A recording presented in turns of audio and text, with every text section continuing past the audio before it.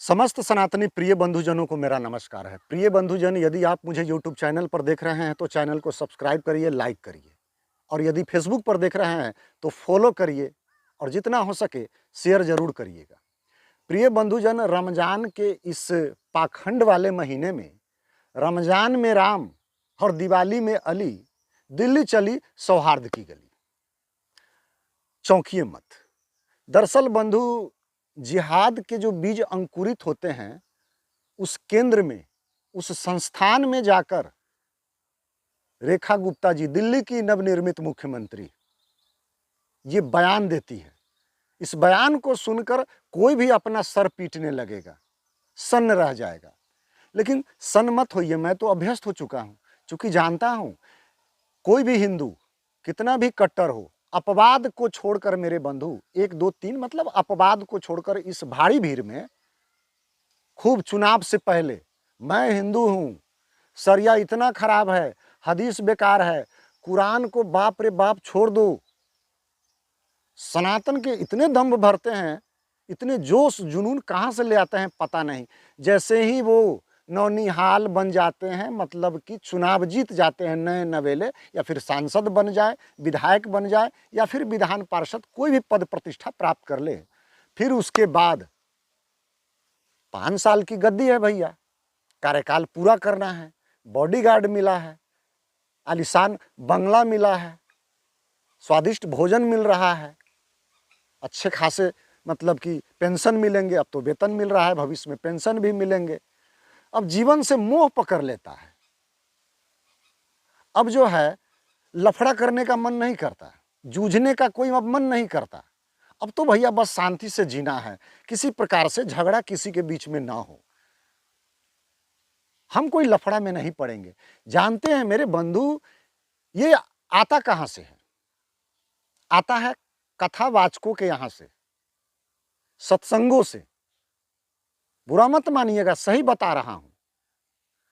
सनातन धर्म में जो सत्संग है, जो कथा है, जो प्रवचन है, वहां पर आपको एकदम गांठ बांध लीजिए, निसंदेह आपको वहां जाकर, वहां सुनकर, वहां रहकर आपको शांति मिलेगी। निसंदेह शांति जरूर मिलेगी। आपके अंदर दया और करुणा जगेगी।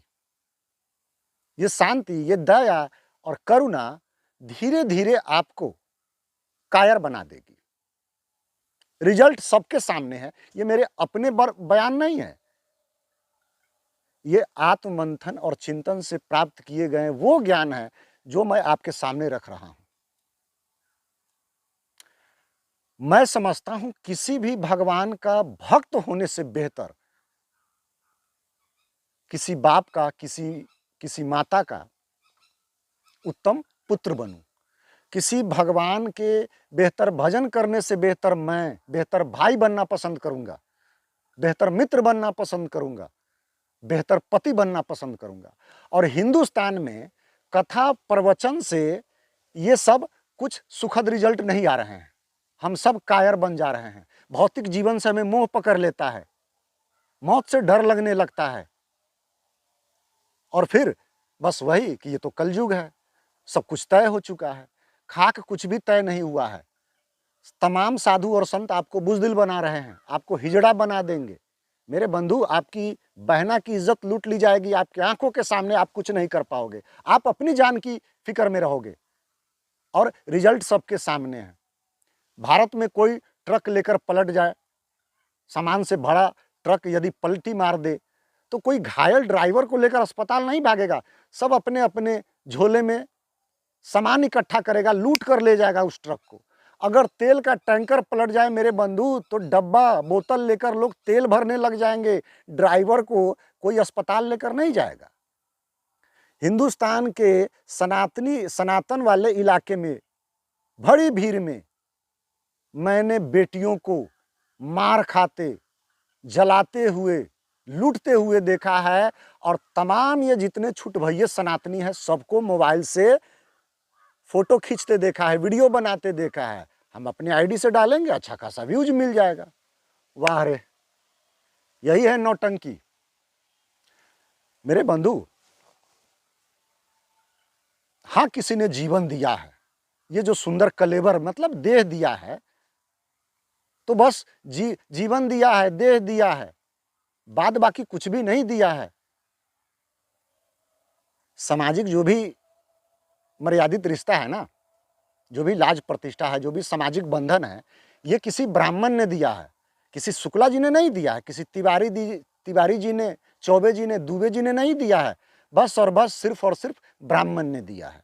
और ब्राह्मण भारतीय सभ्यता संस्कृति में पौराणिक जो भी आप ग्रंथ पन्ना पलट ले, उसमें आप देखेंगे कि ब्राह्मण कोई भी बन सकता है। उदाहरण सबूत सबके सामने है, ज्यादा कहने की जरूरत नहीं है। मेरे बंधु, किसी भी देश के पास अपनी एक सेना होती है। सेना लाखों में, हजारों में हो सकती है, किंतु बहन का भाई तो 1, 2, 3, 4, 5 यानी कि उंगली से गिनती के बाहर में आपको नहीं मिलेंगे। किसी माता एवं पिता के पुत्र भी आपको उंगली से गिनती के बाहर नहीं मिलेंगे। भाई का भाई और मित्र का मित्र भी आपको उंगली से गिनती के बाहर में नहीं है। और किसी पत्नी का पति, एक से अधिक तो आप कल्पना भी नहीं कर सकते, और यदि हम कल्पना करते हैं तो उस कल्पना को भी पाप लगेगा। मेरे प्रिय बंधुजन, आप एक बेहतर भाई बनने की चेष्टा करें, बेहतर मित्र बनने की चेष्टा करें, बेहतर पुत्र बनने की चेष्टा करें। आप उत्तम पति बनने की कोशिश करें, बेहतर पति बनने का प्रयास करें, क्योंकि इस ब्रह्मांड में इस अभिनय से बड़ा कोई अभिनय नहीं है। भक्ति का अभिनय मेरे बंधु, किसी के लिए ये भक्ति मतलब कि मेरे समझ के बाहर की चीज है। क्योंकि मैंने राजा रामचंद्र जी के चारों भाइयों को देखा है, उनकी नगरी को देखा है, मैंने महाभारत में पांचों पांडवों को देखा है, कौरवों को देखा है मैंने कि वो क्या कर रहे हैं। किसी भी काम को करने से पहले वो अपने माता पिता के, गुरुजनों के, बंधु बांधवों के, श्रेष्ठ सुधीजनों के आशीर्वाद लेकर वो किसी भी काम को करने के लिए प्रस्थान होते हैं, कूच करते हैं। युद्ध के मैदान में हो तो जय घोष करते हुए, हर हर महादेव, जय भवानी करते हुए युद्ध के मैदान में वो कूच कर जाते हैं। लेकिन भाई ये चिल्लाने वाला कहाँ से आ गया? ये 5-5 घंटे विष्णु पुराण, ये पुराण, वो पुराण, उसमें दुखद मतलब की भरी कहानी, ये सब क्या, ये सब कायर बनाने के लिए काफी है मेरे बंधु। इतने भजन कीर्तन कथा वचन जो भी हो, आप न रामायण में देखे होंगे न महाभारत में देखे होंगे, वो सभी अपने धर्म में लीन थे। और जाते जाते क्षमा चाहता हूँ तमाम साधु और संतों से, मेरी अंतरात्मा ये नहीं कहती है कि मैं आपका दिल दुखाऊं। आपको हृदय में स्थान देकर के भी मैंने मंथन चिंतन किया है। आपके चरण को स्पर्श करते हुए मैं एक सत्य वचन बता रहा हूँ। आपने प्रवचन में हो या फिर किसी कथा में हो, सत्संग में हो, जरूर सुना होगा कि सभी योनियों से भटकते हुए अंत में हम मानव बनते हैं और तब हमें मुक्ति का अधिकार मिलता है। यानी कि प्रयास करने पर हम इस भौतिक जगत से छूटकर हम परलोक को चले जाते हैं, उत्तम गति को प्राप्त होती है। मेरे बंधु, ये बात मुझे झूठ लगता है। क्यों लगता है? इस बात से हम इसलिए असंतुष्ट हैं कि सिर्फ मानव होने के बाद ही हम मोक्ष को पा सकते हैं। फिर ये पक्षी, ये चींटी, ये कीट पतंग, ये जानवर अपने धर्म का पालन क्यों कर रहा है? आपको क्या लगता है कि हम मानव हैं तो धर्म की परिभाषा केवल हम ही जानते हैं?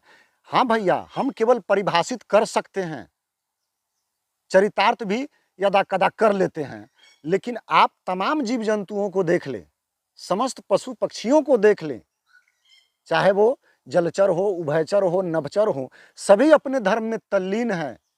उन्हें अपने धर्म के अलावा कुछ दिखता ही नहीं है। तो हम ये कैसे मान ले कि मुक्ति केवल मानव के लिए है? नहीं, अगर मुक्ति केवल मानव के लिए है तो धर्म कीट पतंगों के लिए नहीं होता, पशु पक्षियों के लिए नहीं होता। वो सब यदि धर्म में तल्लीन है, धर्म का अपना पालन कर रहे हैं, तो कहीं ना कहीं मुक्ति उसे भी मिलती होगी, वह भी एक जीव है। हम मानव है तो ये मतलब नहीं है कि हम सबसे अधिक श्रेष्ठ है। अगर सबसे अधिक श्रेष्ठ होते तो धर्म केवल मुझ तक ही सीमित रहता, मतलब हम तक ही सीमित रहता। लेकिन धर्म तो चहुओर फैला हुआ है, सब भोजन की तलाश में है, सब अपने बच्चों की देख रेख में हैं, सब गर्भ धारण करते हैं, बच्चे को जन्म देता है सभी जीव, उनमें भी मैं ममता देख रहा हूँ, स्नेह देख रहा हूँ, प्यार देख रहा हूँ, दुलार देख रहा हूँ, आत्मरक्षा देख रहा हूँ, संगठन देख रहा हूँ। उनका भी कुनबा है, उनका भी समाज है मेरे बंधु, वो भी धार्मिक हैं और हम तमाम मानवों से, खास करके हम सनातनियों से कई गुना बेहतर है। जय श्री राम। जाते जाते बुरा मत मानिएगा, वीडियो को शेयर जरूर करिएगा। जय हिंद, जय भारत।